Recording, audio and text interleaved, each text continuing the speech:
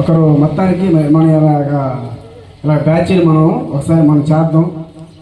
గతంలో కొంతమంది మన స్కూల్లో చేశారు, మనం కూడా చేద్దామని ఒకరు అనటం.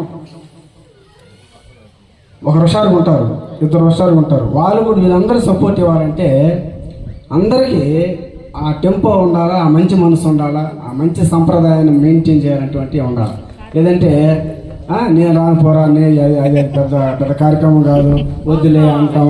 మరి డబ్బులే కదా దానికి ఆర్థిక అంశాలు కొంత అమౌంట్ వేసుకోండి నాకు తెలుసు. కాబట్టి అట్లా కాకుండా దాదాపు 95% మీరు కలుసుకొని ఇంకేముందా నా ఉద్దేశం అందరూ కలిసే ఉంటారు, ఏదో పని నుండి ఆగుంటారు అనుకుంటున్నాను నేను. అట్లా మంచి సంప్రదాయం గల పాఠశాల ఉంది. నాకు ఒక రకంగా ఇది మదర్ క్యాంపస్ అనమాట. నేను అప్పుడు ఎస్జిటీగా ఉన్నా అల్లూరులో. ఇక్కడ స్కూల్ అసిస్టెంట్గా ప్రమోషన్ ఇచ్చాను. అంటే అప్పుడు హైదరాబాద్ చెప్తున్నామండి. ఇక్కడ వచ్చి ఫస్ట్ 10th స్టార్ట్ చేసింది ఇక్కడే Mayuri batch. Mayuri Congress batch first మాకు ఉన్నారనమాట.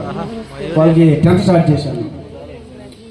అప్పుడు నేను భయపడ్డా, కొత్త కదా 10th డీల్ చేస్తానని భయపడ్డాను. కానీ బాగా ప్రిపేర్ అయ్యి మా గురువు ఆయన ఉండేది ఓమాశ్వరెడ్డి, ఆయన కట్ట మేము పోయి సలహా